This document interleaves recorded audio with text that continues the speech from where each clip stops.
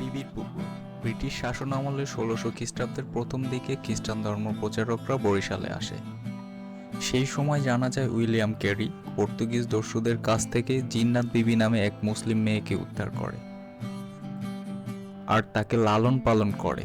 পরবর্তীতে এক মুসলিম যুবকের কাছে জিন্নাত বিবিকে বিয়ে দেওয়া হয়। আর এই জিন্নাত বিবি জনগণের জলকষ্ট দূরকরণের জন্য ১৯০৮ খ্রিস্টাব্দে একটি জলাশয় নির্মাণের উদ্যোগ নেন। তারই ধারাবাহিকতায় বরিশালের সদর রোডের পূর্ব পাশে একটি পুকুর খনন করেন, আর তখন থেকেই তার নাম অনুসারে পুকুরটি বিবির পুকুর নামে পরিচিতি লাভ করে।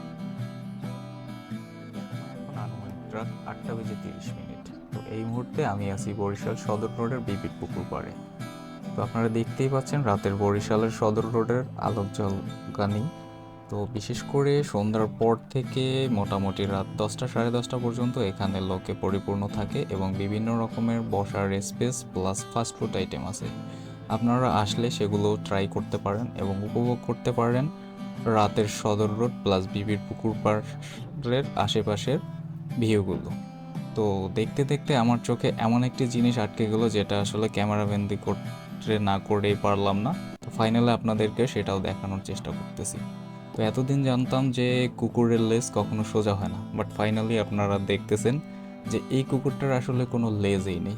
যাক, দুর্ভাগ্যবশত বা যে কোনো কারণবশত হতে পারে যে এটার লেজটা যে কোনোভাবে কেটে গেছে বা কেউ কেটে দিয়েছে।